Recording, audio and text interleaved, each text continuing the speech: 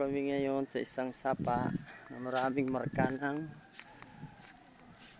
Japanese Imperial Army. Doon sa bundok na yon. Dito kami ngayon sa palayan dumaan. Merong bahay sa gitna ng palayan.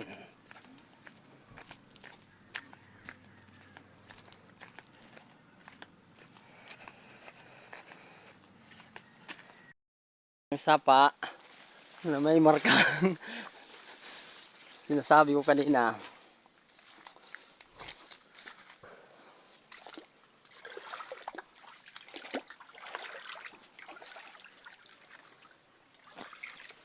Yun. Ang batong to alignment sa north-south direction. Dumi.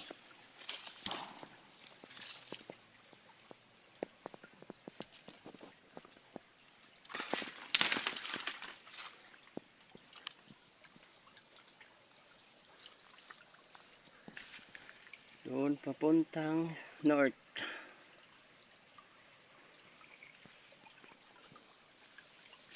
Sa unahan niya, yan ang makikita.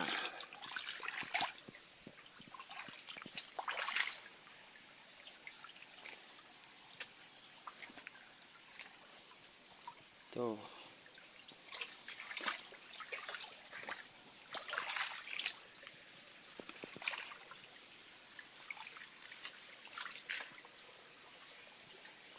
Tapos sa unahan, mayroong parang palaka. Yan. Dalawang bato. Madumi.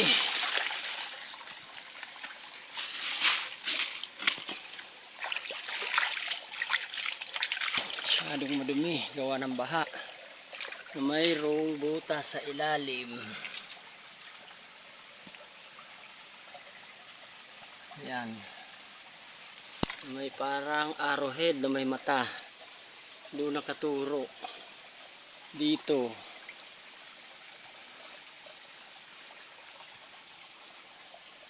Yan, dyan siya nakaharap. So may gumuhong lupa. May puno. Old tree, akash, nara.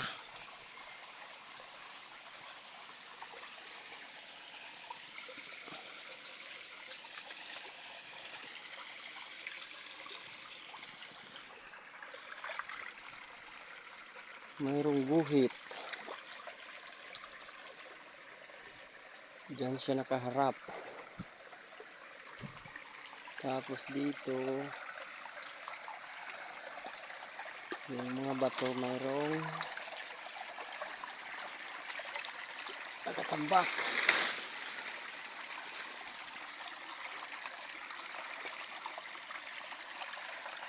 Dito mayroong arrowhead. Itabunan na. Mayroong heart na may dot. Ayan. Mayroong siyang dot. Nagbutas kasi yung isang kamay. Nakaturo papunta doon sa talaka. Ayun.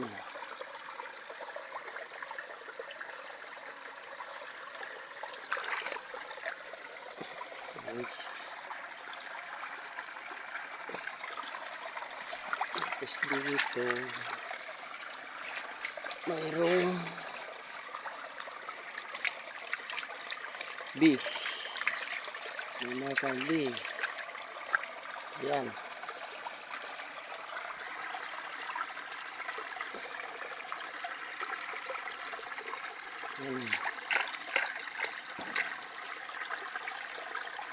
Mayroong gat sa gilid.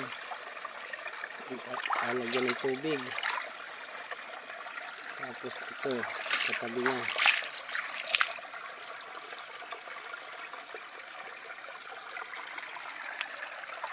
Ito parang number 3.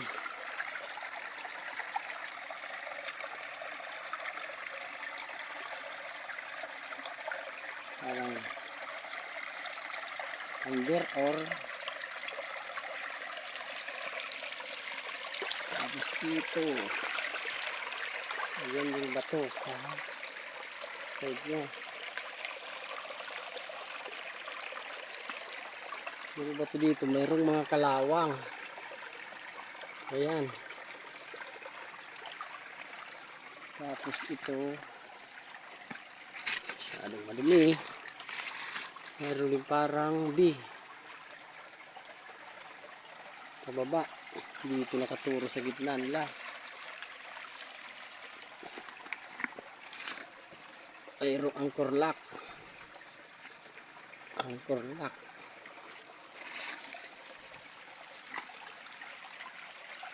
Yan, mayroon pong bato dito.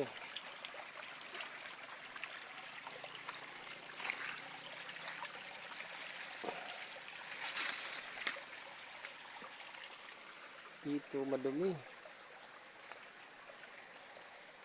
Mayroong bato na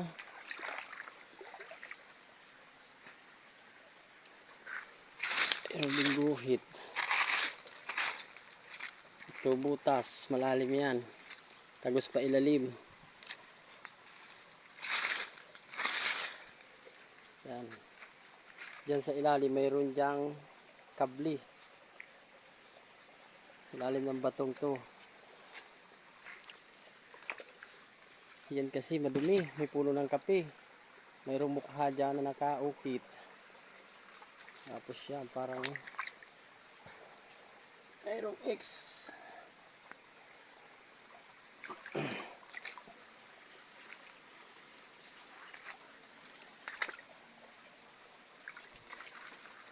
Dito tayo sa unahan. Masyadong madumi. Yung bato na mayroong mukha. Hindi masyadong makita. Yan. Anong klaseng mukha kaya to?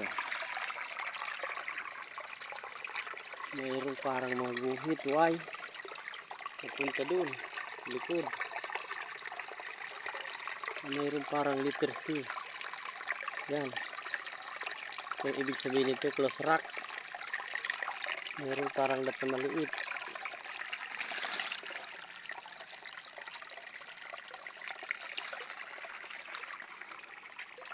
Mukha ng parang ng tao. Tapos ayun sa taas yung Nara old tree.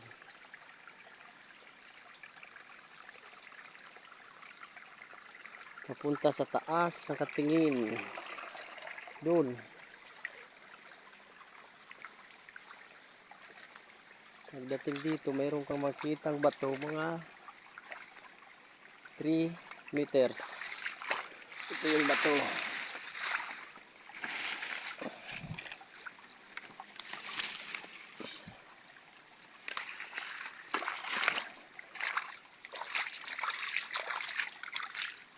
Mayroon parang 3 butas sa ibabaw.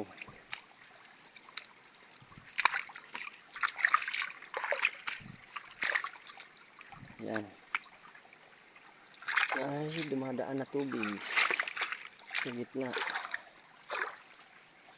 Yan.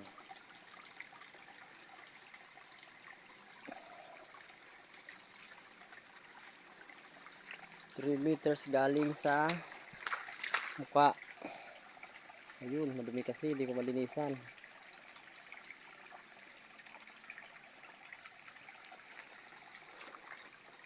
Pagdating sa unahan, mga 3 meters uli, ayun yung bato. Meron ka pang makikita dito.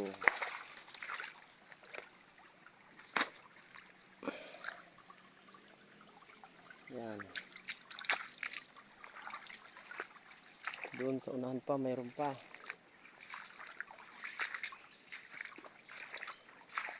Mga 20 meters galing sa mukha. 30 meters pala. Tapos yung mga dadaanan mong bato na mayroong ganyang halaman.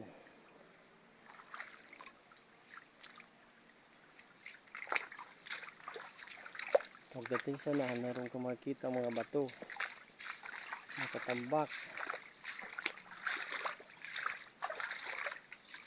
Ayan.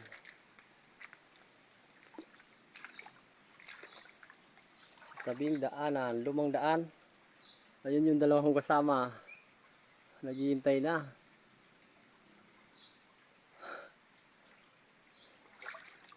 Ayan yung bato.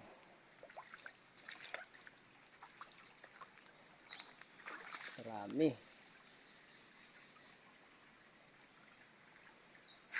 Tapos itong bato ko parang barko. Patingala. Na mayroong guhit. Ito. May guhit siya pababa o pataas. Dito, pagdating dito, wala na. Ayan. Tapos parang siyang nakatriangle yung ilalim.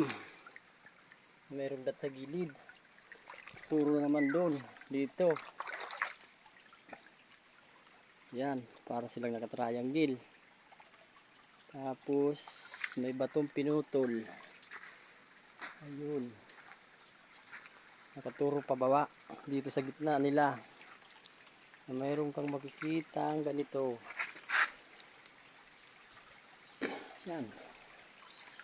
Pagdating doon, bato na mayroong butas. Dumi kasi. Tapos to. Katuro din sa baba. Ayan, mayroong pointer. Pupunta doon. Parang triangle. Anchor lock. Mayroon pang tali. Yan. Guhit. Tapos to may heart na bato. Mayroon pang maliit na heart. Heart na mayroong maliit na heart. May telescopic sign. Katingin dito sa heart. Yan yung itsura niya. Na mayroong pointer pa dyan.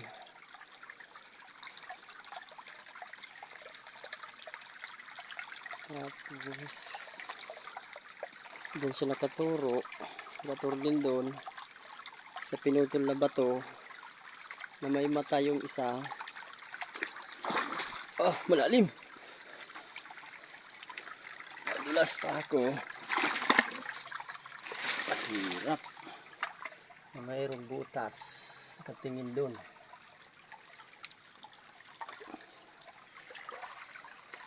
Na may ay na marka. Papunta sa harap. Dito sa taas. Pagdating sa unahan may nakapader na bato. Yan, parang X. Y. Na mayroong dot.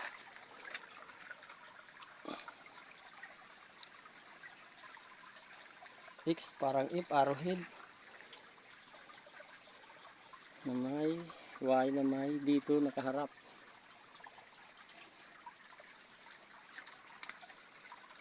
Mayroon pa sa taas sa susunod na yan. Tapos dito mayroong telescopic sign na dumi. Ay.